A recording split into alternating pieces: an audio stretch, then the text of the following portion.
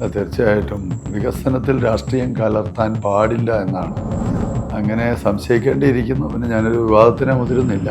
തുടർന്ന് ഇത് ദേവസ്വം ഭൂമിയല്ല, സർക്കാർ ഭൂമിയാണ് എന്ന് തെളിയിക്കുന്നതിന് വേണ്ടി കേസ് കൊടുത്ത വ്യക്തി ചില രാഷ്ട്രീയ പ്രസ്ഥാനങ്ങളുമായും ചില പ്രത്യേക സംഘടനകളുമൊക്കെയായി ബന്ധപ്പെട്ട ആളാണ്.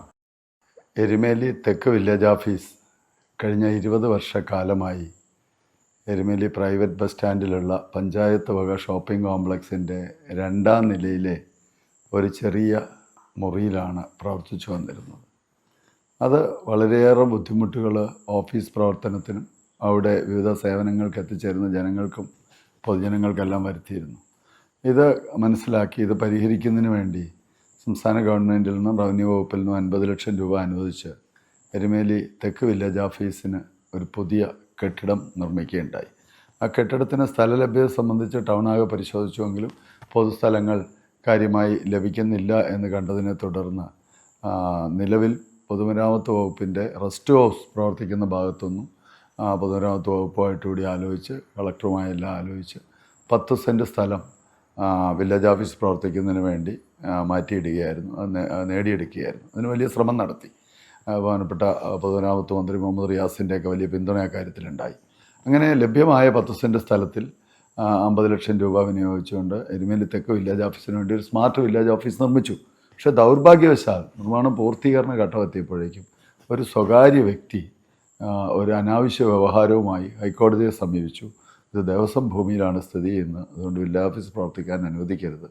അത് ഹൈക്കോടതി പ്രാഥമികമായി സ്റ്റേ ചെയ്യുകയും തുടർന്ന് ഇത് ദേവസ്വം ഭൂമിയല്ല, സർക്കാർ ഭൂമിയാണ് എന്ന് തെളിയിക്കുന്നതിന് വേണ്ടി വലിയ നിയമ പോരാട്ടം നടത്തേണ്ടി വന്നു. കാരണം ചില രേഖകളൊന്നും സർക്കാർ ഓഫീസുകളിൽ നിന്നും കളക്ട് ചെയ്യാൻ വലിയ ബുദ്ധിമുട്ട് വന്നു. വളരെ പരിശ്രമിച്ചാണ് അതിൻ്റെ പഴയകാല രേഖകളൊക്കെ ഹാജരാക്കി തേടിയെടുത്ത് ഹൈക്കോടതി ഏതായാലും ഏതാണ്ട് 1 വർഷം നീണ്ടു നിന്ന നിയമയുദ്ധത്തിനൊടുവിലാണ് ഹൈക്കോടതിയിൽ നിന്നും അനുകൂല വിധി നേടാനിടയായത്.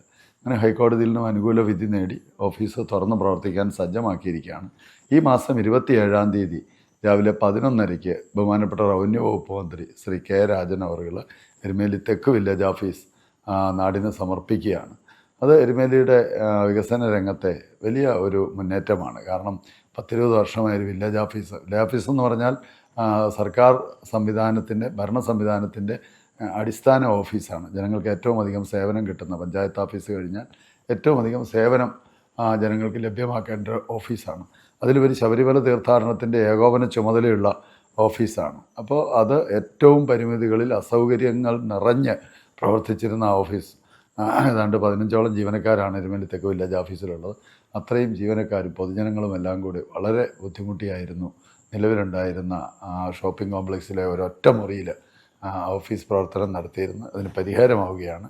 എരുമേലി തെക്ക് വില്ലേജേഴ്സിൻ്റെ തികച്ചും അനാവശ്യമായൊരു വ്യവഹാരം ഉണ്ടായതുകൊണ്ട് മാത്രമാണ്. ഇല്ലെങ്കിൽ 1 വർഷം മുമ്പേ അങ്ങോട്ടേക്ക് ഓഫീസ് പ്രവർത്തിക്കേണ്ടതായിരുന്നു. അതിലുപരി 1 വർഷത്തോളം ഓഫീസ് അങ്ങനെ കടന്നോടുകൂടി കുറേ ജീർണാവസ്ഥയുണ്ടായി. അപ്പോൾ അത് പരിഹരിക്കുന്നതിന് വീണ്ടും അധിക പണച്ചെലവും വന്നു. അപ്പോൾ എല്ലാ പ്രകാരത്തിലും പൊതുജനങ്ങൾക്ക് ബുദ്ധിമുട്ടും ദുരിതവും ധനനഷ്ടവും ഒക്കെയാണ്, പൊതുഖജനാവിൻ്റെ നഷ്ടവും ഒക്കെയാണ് അതിലൂടെ സംഭവിച്ചത്. ഏതായാലും ഈ 27-ാം തീയതി തുറന്ന് പ്രവർത്തിക്കുകയാണ്. നവംബർ 1-ന് കേരളപ്പിറവി വരുമ്പോൾ എരുമേലിക്കുള്ള ഒരു കേരളപ്പിറവിയുടെ സമ്മാനമായി, അല്ലെങ്കിൽ ഈ ശബരിമല തീർത്ഥാടന കാലത്തിന് മുന്നോടിയായി എരുമേലിക്കൊരു സമ്മാനമായി വില്ലേജ് ഓഫീസ് നാടിന് സമർപ്പിക്കുകയാണ്. അങ്ങനെ സംശയിക്കേണ്ടിയിരിക്കുന്നു. പിന്നെ ഞാനൊരു വിവാദത്തിനെ മുതിരുന്നില്ല. കേസ് കൊടുത്ത വ്യക്തി ചില രാഷ്ട്രീയ പ്രസ്ഥാനങ്ങളുമായും ചില പ്രത്യേക സംഘടനകളുമൊക്കെയായി ബന്ധപ്പെട്ട ആളാണ്. ഇനി അവരുടെയൊക്കെ പിന്തുണയും പ്രേരണയും അതിൻ്റെ പിന്നിലുണ്ടോ, അതോ അദ്ദേഹം തനിച്ച് നടത്തിയതാണോ എന്നുള്ളത് കാര്യത്തിൽ എനിക്ക് കൃത്യമായി പറയാൻ കഴിയില്ല. എങ്കിലും ഏതായാലും ആ ഒരു നിലപാടും നടപടിയും മൂലം ജനങ്ങൾക്ക് ദുരിതവും സർക്കാർ ഖജനാവിന് നഷ്ടവും ബുദ്ധിമുട്ടും എല്ലാം മാത്രമാണ് ഉണ്ടായത്. അദ്ദേഹം ചില പ്രത്യേക സംഘടനകളുമൊക്കെയായി ബന്ധപ്പെട്ട് ഒരു പ്രത്യേക രാഷ്ട്രീയ പ്രസ്ഥാനമൊക്കെയായി ബന്ധപ്പെട്ട് പ്രവർത്തിക്കുന്ന ആളാണ്. അതുകൊണ്ട് അവരുടെ ഇടപെടൽ അതിൻ്റെ പിന്നിലുണ്ടോ ഇല്ലയോ എന്ന് പറയാൻ കഴിയില്ല. തീർച്ചയായിട്ടും വികസനത്തിൽ രാഷ്ട്രീയം കലർത്താൻ പാടില്ല എന്നാണ് പൊതുപ്രവർത്തകൻ എന്നുള്ള നിലയിലും ജനപ്രതിനിധി എന്നുള്ള നിലയിലും വ്യക്തിപരമായ നിലയിലും എൻ്റെ അഭിപ്രായം. കാരണം നമ്മൾ ഈ രാഷ്ട്രീയത്തിൽ എല്ലാ പാർട്ടിയിലും പ്രവർത്തിക്കുന്നവർ നാടിൻ്റെ വികസനത്തിന് വേണ്ടി പ്രവർത്തിക്കുന്നു എന്നുള്ളതാണ് പറയുന്നത്.